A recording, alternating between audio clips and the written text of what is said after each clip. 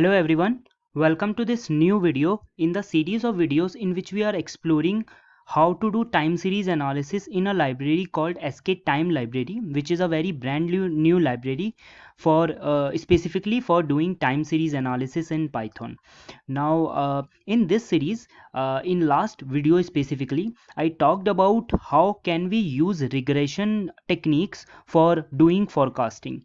And if any of you guys are watching this video for the first time, then just to let you know what forecasting is. Forecasting is a technique by which what we do is we take a sequence of time series values, time series data, and we try to predict what will be the next value in that sequence. Say for example, in a mathematical notation, I can say if I have got a value from x1 to xn, then what I am interested in forecasting is to come up with a value, or rather predicted value, for xn plus 1, which has not been realized yet, but I would like to somehow know what will be the expected value of that particular time series data. Now in the last video we talked about how can we use regression algorithms for doing that, and I have also shown in the last video that how can I use sklearn to turn my time series data into what is known as by using reduction approach into a regression problem, by which I turn a fixed number of values as a features, and the next value I try to predict. So if you guys remember, I took that fixed number of values as 10. Now that 10 was a fixed number of time series values that I want to base my decision on. So the idea is that I take previous 10 values and I try to predict the next value, and then I take next 10 values leaving the first one, and try to predict the next one. So in this manner I can create a data set of the shape n cross k, where k will be 10, because k is our number of features which can be obviously changed. Okay, so now in the previous video and at the end of the previous video, I also showed how can I use skTime for doing that same exact task, but with so few lines of code. So obviously this is quite exciting, and in this video I want to talk more about that, and so let's get started. So before I actually start, let me first of all request all of you guys that if you guys have not subscribed to my channel, please consider subscribing to my channel, and also please consider giving it a thumbs up if you like this particular kind of video. Okay, and share if you find that this particular piece of content might be useful for somebody. Okay, so let's get started. So first of all, what I'm going to do is I'm going to create a new Python 3 notebook, and inside this Python 3 notebook, what I'm going to do is I'm going to obviously first of all change the name. I'll say video 7, and the topic of this video will be exploring different regressors. Okay, so before I actually start talking about exploring before different regressors, first of all I would like to create the necessary setup first, so that we can get started with the content of this particular video really quickly. So first of all I would like to import the reduced regressor.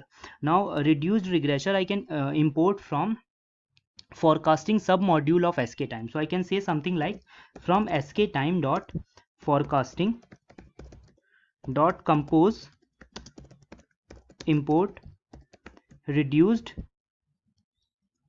regression forecaster.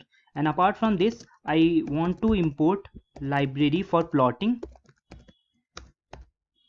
and I want to import the forecasting. I'll say plot ys. Okay, now that I have imported these two important functions, what I would like to do is I would like to use this particular reduced regression forecaster, and I would like to use this particular forecaster with different combination of regressors. If you guys remember from the last video, we chose decision tree, which gave us really poor performance obviously we would not want such a kind of regressor. So what I want to do in this particular video is I want to try out various different regressors. So before I actually do that, I would like to first of all import all those regressors that I want to try. So how many different types of regressor one can use? There are plenty of regressors which are available in sklearn library. The first one is obviously linear regression, which comes in the mind whenever we talk about regression. Then there are decision tree regressors, random forest regressors, and we have also got k nearest neighbors regressor. We have support vector regressors. So these type of regressors I will import really quickly. So I'll say from sklearn dot svm first, import svr, support vector regressors. I'll say from sklearn dot linear model, linear regression. I'll say from sklearn dot, the next would be neighbors, import k nearest regressor. From sklearn dot ensemble, import random forest regressor. Okay, and finally I would like to use the decision tree regressor. So from sklearn dot tree, decision tree regressor. Now what I am going to do is I am going to fit this reduced regression forecaster with the base regressor. If you guys have watched my previous video, you would understand what I am trying to do here. What I am going to do is I am going to pass each of these 5 regressors that I have just imported with this particular function one at a time, and I would like to choose that particular regressor which is best. And you might be aware from my last video about a loss function called SMAPE loss, and that SMAPE loss, what it enables us to do is it enables us to measure a particular forecasting methodology's performance. Okay, so the lowest the SMAP loss is, the better the performance of our forecaster is. So we are going to be using that to measure the performance of the forecaster for different forecasters. So what I'm going to do is from skTime dot performance matrix dot forecasting, obviously we want to use the performance metric of forecasting, and I'm going to import SMAP loss. Okay, after importing this particular loss, now we are almost done with the necessary setup which is required to get started with the hit and trial of various different types of regressors. So before I actually do that, I need to import one more thing. So there are so many necessary imports. So I would like to say skTime, from skTime dot forecasting dot model selection, and I would like to import temporal. And if you guys have been following my last few set of lectures, then you would know why I am importing these libraries, for what purpose, and I do not want to go over all these things again, so it would unnecessarily waste my time.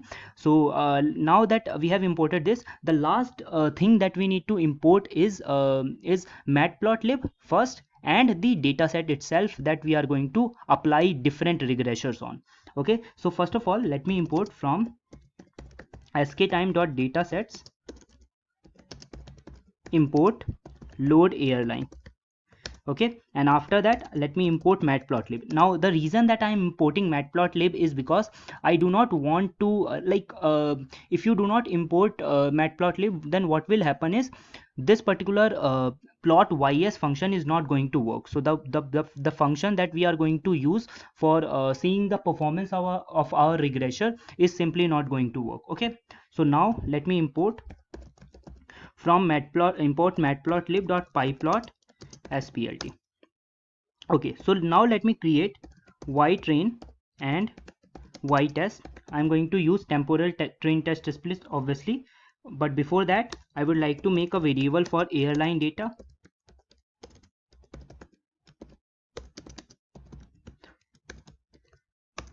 Okay, so I will specify airline, and I'll specify the test size. Test size will be 36 points in the future, obviously that is our time horizon. So let's make the forecasting horizon variable. So forecasting horizon variable will be a list of values ranging from 1 to 36. Since Python's indexing starts uh, from 0, so that is why I need to, and also the last value in the range is not included, so I would like to include that particular value. Okay, now after importing this forecasting horizon, let's use this Y-train to fit all these different forecasters. So what is the idea? So the idea is, let me make list of regressors first, and I'll make a list of regressors, and the first regressor will be decision tree regressor. The second regressor will be random forest regressor. The third will be linear regression, and fourth will be k nearest neighbors.